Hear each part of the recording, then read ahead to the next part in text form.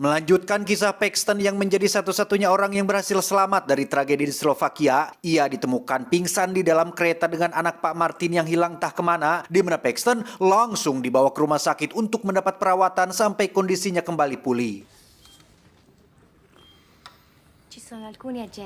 Tak lama, muncullah para petugas dari lembaga pemerintahan yang bermaksud meminta keterangan terkait apa yang sudah dialami oleh Paxton, di mana ia langsung bercerita tentang sebuah organisasi rahasia yang menculik para turis untuk dijadikan sebagai objek bagi orang-orang kaya yang ingin mendapatkan pengalaman berbeda, yaitu membunuh, di mana semua anggota organisasi tersebut memiliki tanda yang sama, yaitu sebuah tato bergambar anjing pada lengannya.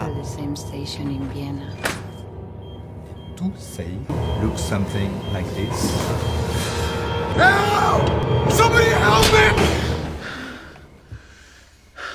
Dan ya, itu semua ternyata hanyalah mimpi akibat Paxton yang belum bisa melupakan kejadian tersebut, di mana kini ia dan kekasih tinggal di sebuah tempat yang jauh dari perkotaan untuk menghindari organisasi yang mungkin masih melakukan pengejaran terhadap dirinya.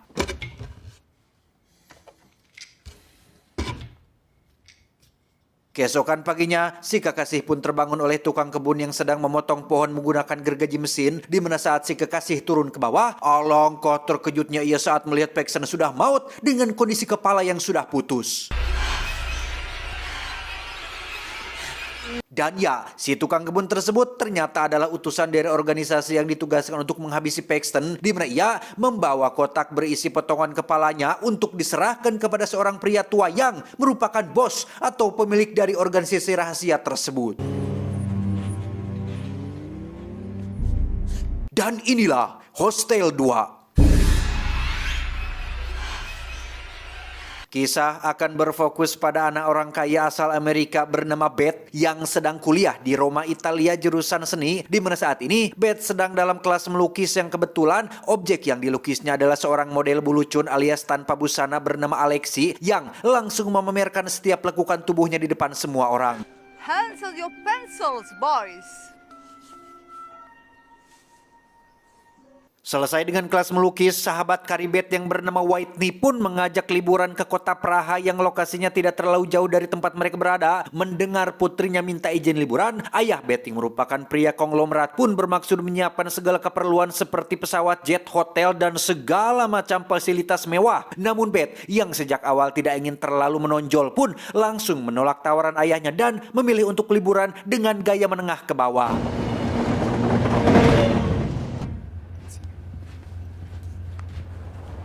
Dengan sebuah kereta api kelas ekonomi, Beth, Whitney, dan satu teman mereka yang masih polos bernama Lorna pun berangkat menuju kota Praha, di mana Beth dan Whitney yang ingin pergi cari minum pun meninggalkan Lorna sendirian yang memang lebih suka sendiri sambil mendengarkan musik dari iPod kesayangannya. Ow! Excuse you. Saat sedang menikmati minuman itulah, Beth dan Whitney dihampiri oleh pria asing yang mengajak mereka ke gerbongnya. Beth sempat menolaknya, tapi karena Whitney mengiyakan ajakan tersebut, Beth pun akhirnya ikut juga. Okay, but I'm extra good.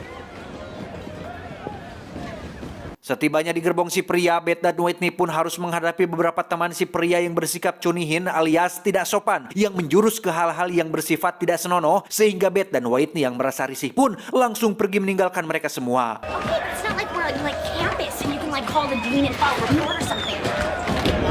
Sesampainya di gerbong mereka, Beth dan Whitney pun menemukan Lorna sedang panik setelah iPodnya diambil oleh seseorang pria misterius yang tepat saat Whitney akan mencarinya keluar. Ia secara kebetulan melihat si pria bersama teman-temannya mengganggu setiap gerbong yang ada, sehingga Whitney pun dengan cepat masuk kembali ke dalam dan mengunci pintu gerbong mereka serapat mungkin.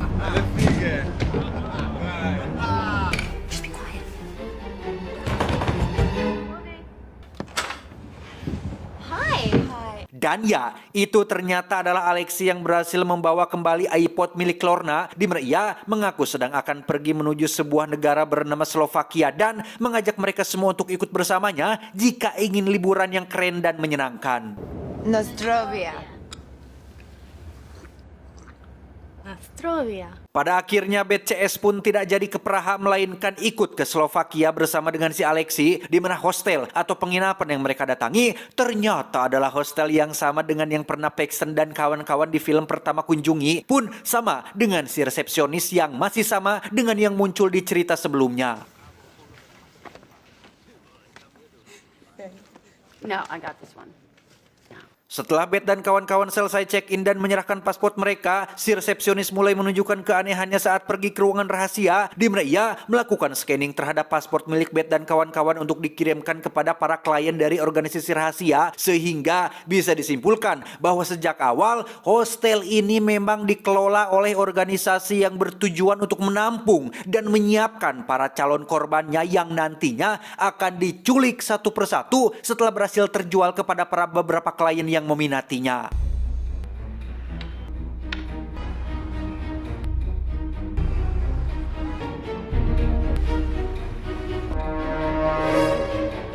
Setelah dilelang kepada beberapa orang kaya dari seluruh dunia, Lorna akhirnya terjual kepada seorang wanita kaya yang suka mandi darah, sementara Beth dan Whitney berhasil terjual kepada seorang pengusaha saham bernama Todd tidak pakai Ken, yang karena saking senangnya telah berhasil membeli mereka berdua. Todd pun dengan cepat menghubungi kawan dekatnya yang bernama, kita panggil saja Samsul, yang tidak terlalu kaya-kaya amat, bahkan sudah memiliki istri dan 2 anak yang masih kecil-kecil. That's what I'm talking about, huh? Tiba di Slovakia, Todd dan Samsul yang naik jet pribadi pun langsung disambut oleh orang dari organisasi yang membawa mereka ke hotel mewah khusus untuk para anggota, di mana Samsul yang belum pernah melakukan ini sebelumnya pun nampak terlihat gugup dan seperti ragu-ragu. Namun karena tidak enak kepada Todd, Samsul pun pura-pura hanya kecapean saja. You ready to do this? Karena ini adalah pertama kali juga untuk Todd, ia pun langsung mendapatkan tato anjing sebagai syarat keanggotaan, di mana saat giliran Samsul yang akan ditato, ia pun menolak melakukannya karena takut dimarahi istri, tetapi karena sudah terlanjur datang ke tempat ini dan Todd juga memintanya dengan agak sedikit memaksa, Samsul pun tidak memiliki pilihan lain selain harus melakukannya juga.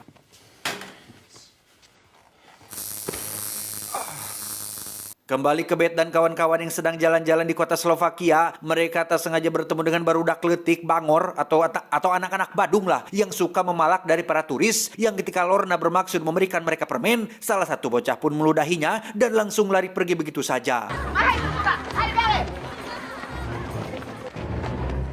Singkat cerita, malam pun poek. Beth dan kawan-kawan terlihat menghadiri sebuah festival tahunan yang rutin diselenggarakan di kota ini. Mereka terlihat bersenang-senang menikmati suasana dan keramahan orang-orang lokal, di mana Lorna sendiri nampak didekati oleh seorang pria tinggi besar yang menawarinya berdansa, bahkan mengajaknya naik perahu melihat-lihat keindahan malam di kota ini. Tak ingin pergi tanpa bilang kepada yang lain, Lorna pun meminta izin kepada Beth untuk pergi bersama orang asing yang baru dikenalnya. Sempat dilarang untuk melakukannya, Lorna yang masih lugu dan mudah dipengaruhi pun tetap pergi bersama pria asing tersebut, sehingga Beth tidak bisa berbuat apa-apa. It's okay. Okay, you promise?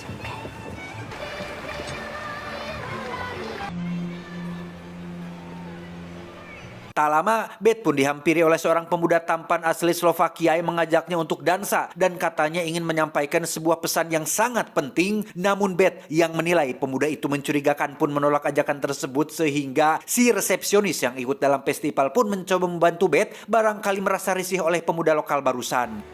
Here, take a drink.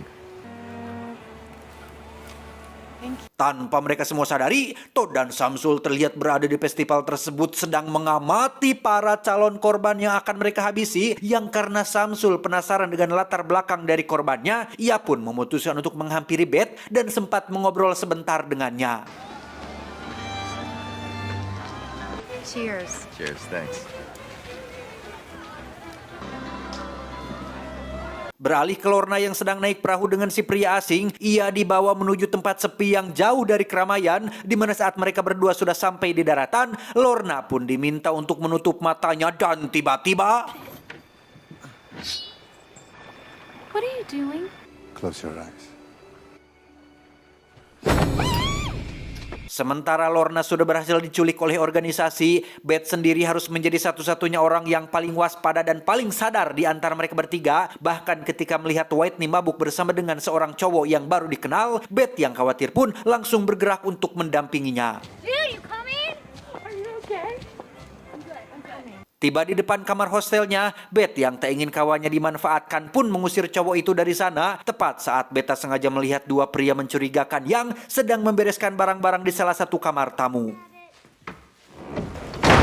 Tepat di saat bersamaan, Lorna terlihat sudah berada di sebuah tempat menyeramkan dengan posisi digantung terbalik, di mana seorang wanita yang sudah membelinya pun muncul di sana untuk menikmati produk yang sudah dibayarnya dengan harga mahal. Yang seperti sudah saya sempat jelaskan di awal, wanita kaya ini punya hobi aneh, yaitu mandi getih. Sehingga dengan pedang tajam dari abad ke-17, wanita kaya ini pun langsung menghantamkan pedangnya dan...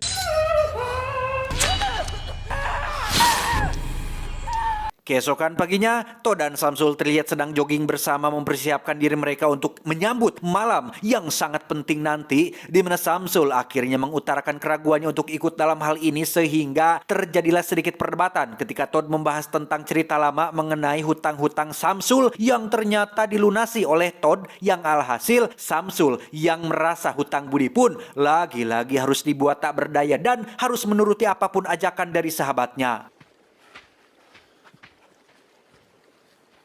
Sementara itu, Beth dan kawan-kawan terlihat sedang mandi di pemandian umum air panas, di mana Beth yang masih kepikiran dengan keadaan Lorna pun nampak tidak terlalu bersemangat menikmati liburan ini. Bahkan ketika Alexi mendekatinya, Beth memilih untuk memejamkan mata sambil menunggu Whitney selesai dengan cowok barunya.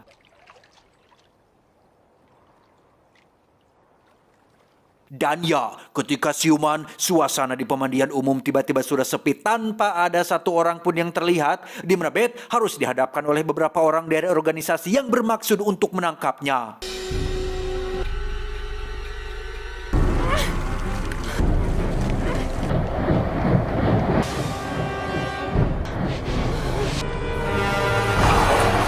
Tiba di jalan raya, Beth sempat bertemu dengan seorang pengendara mobil yang ternyata adalah si pemuda yang sempat mengajaknya dansa di festival. Wajahnya terlihat babak belur sehabis dihajar oleh orang-orang dari organisasi dan sedang dalam perjalanan ke tempat lain setelah diusir dari kota tersebut.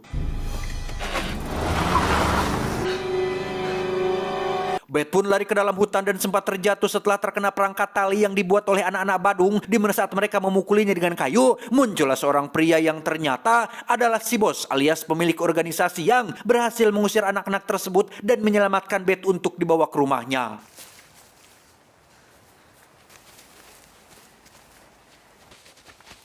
Disinilah Beth sekarang di rumah sang ketua organisasi paling biadab sedunia, di mana Alexi mengaku sebagai anak dari bos yang padahal ia hanyalah seorang karyawan biasa yang memiliki tugas untuk mencari dan menandai para calon korban yang layak untuk dilelang kepada para klien.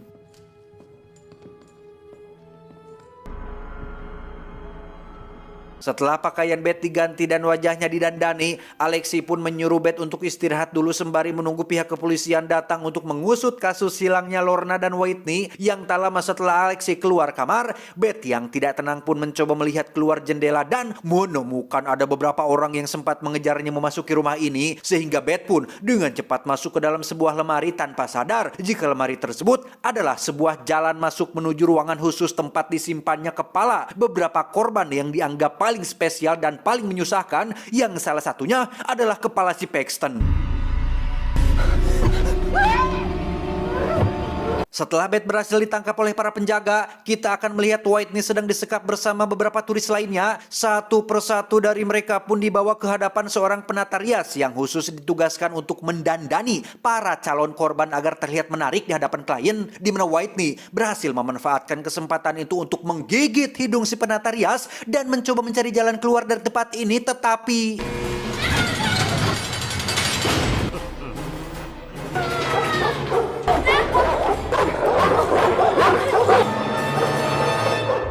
Setelah Beth dan Whitney sudah siap, organisasi pun langsung menghubungi Todd dan Samsul untuk segera datang ke markas. Melihat wajah Samsul yang masih ragu-ragu, Todd pun mencoba meyakinkannya dengan menjelaskan bahwa setiap orang butuh self-reward atau menghadiahi diri sendiri, yang salah satu caranya adalah dengan melakukan sesuatu yang belum pernah mereka lakukan sebelumnya. We're the normal ones.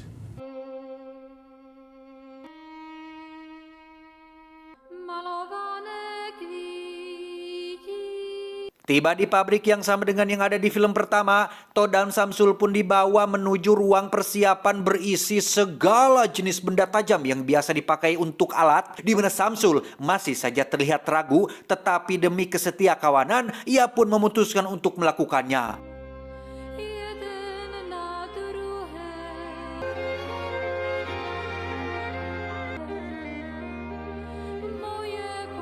Tiba di lantai dasar, Todd dan Samsul akhirnya bersiap untuk melakukannya di kamar yang berbeda dengan Todd yang memilih Whitney sebagai objek korbannya. Sejak awal, Todd memang terlihat paling bersemangat dan paling tidak sabaran menunggu momen ini, sehingga tak heran jika saat ini ia nampak sangat kegirangan melihat wajah Whitney yang ketakutan. Namun tiba-tiba, mesin gurindanya mati akibat kabelnya yang lepas dari colokan sehingga membuat rambut Whitney nyangkut dan kulitnya mengkelupas, yang pada akhirnya Todd menunjukkan sifat asli dalam dirinya yang sebenarnya adalah pria bermental lemah yang takut melihat darah dan sok-sokan bersikap brutal agar dianggap kuat oleh orang lain.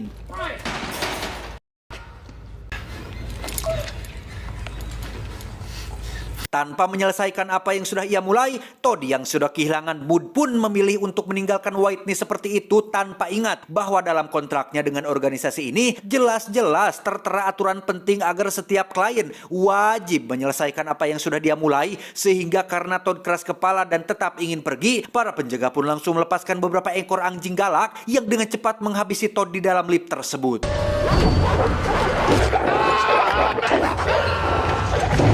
Beralih ke Samsul yang terlihat baru memasuki kamarnya. Meski ia sudah tahu bahwa calon korbannya adalah Beth, namun Samsul tetap terkejut melihat sosok yang harus ia habisi adalah wanita yang sempat ia ajak ngobrol ketika di festival, di mana Samsul yang kasihan pun langsung membuka ikatan mulut dan tangannya serta meminta Beth untuk tetap tenang agar para penjaga tidak mendengar suara mereka berdua.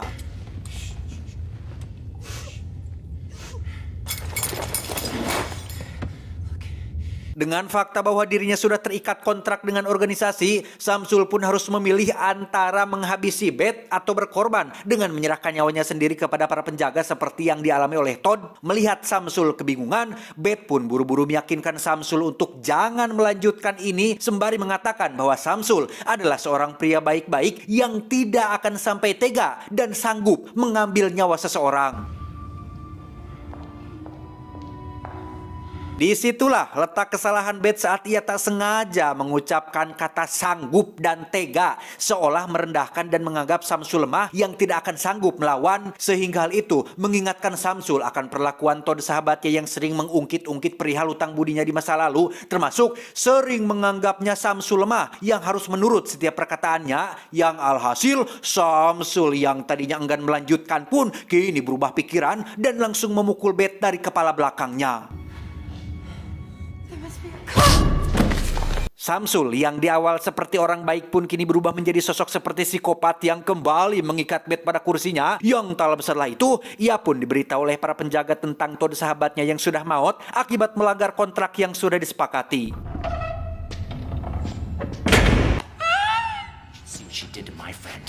Sejenak kita beralih dulu ke Whitney yang diobati agar bisa dijual kembali, di mana asisten si bos pun mencoba menawarkannya ke satu pelanggan yang kebetulan sedang sibuk bermain dengan seorang pemuda yang jadi cowok barunya si Whitney. Yang karena klien itu menolak, asisten si bos pun menemui klien lain yaitu Samsul yang tanpa pikir panjang langsung bersedia membeli sahabat Beth tersebut. Hanya butuh waktu kurang dari 1 menit saja untuk Samsul menghabisi Whitney. Dengan fakta bahwa dirinya tidak akan pernah bisa lolos, Beth pun mulai menjalankan alternatif kedua, yaitu memanfaatkan congornya untuk menggoda Samsul, memujinya sebagai pria jantanan kuat yang bisa memuaskan setiap wanita, sehingga Samsul yang merasa tertantang pun kembali melepaskan ikatan Beth dengan maksud untuk menggadabahnya, tanpa sadar jika momen itu Beth manfaatkan untuk membalikan keadaan dan...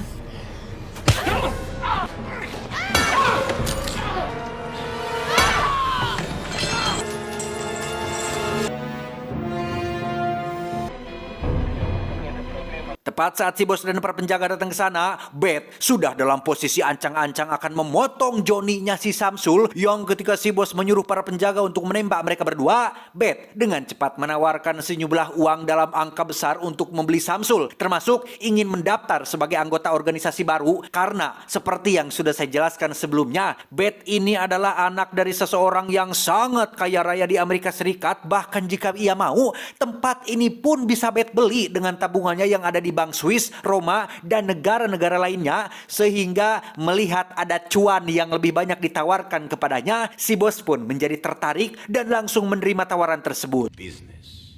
I'll pay more. No, there's a second mortgage on your house. Sempat melipat gandakan bayarannya, Samsul nampaknya harus pasrah saat si bos sudah mengetahui latar belakang Samsul yang hanya seorang karyawan kantor biasa. Bahkan keberadaannya di sini pun hanya diajak dan ditraktir oleh Todd sahabatnya, yang karena aturan untuk bisa menjadi anggota adalah membunuh. Beth pun dengan senang hati menggunting Johnny-nya si Samsul dan membiarkannya maut kehabisan getih. Let him bleed to death. Saat sedang ditato anjing tanda keanggotaan itulah, Beth pun kembali menawarkan sejumlah uang untuk bisa membeli satu orang lagi yang ingin ia habisi, yaitu si Alexi, yang karena si bos hanya peduli pada uang dan tak pernah sedikit pun peduli pada karyawannya, ia pun menerima tawaran tersebut, sehingga Beth dengan cepat menyuruh anak-anak Badung untuk mencuri tas Alexi agar terpancing masuk ke dalam tempat sepi, sehingga Beth yang sudah siap dengan kapak besar pun bisa langsung menyambutnya, dan inilah yang terjadi. Nostrovia. Tamat ending yang cukup memuaskan. Pesan yang bisa kita ambil dari film ini adalah uang bukanlah segalanya, tapi terkadang uang bisa menyelamatkan nyawa seseorang. Saya John, mewakili jajaran direksi yang bertugas, mengucapkan terima kasih dan sampai jumpa di video selanjutnya. Adios. Katel hidung Lionel Messi.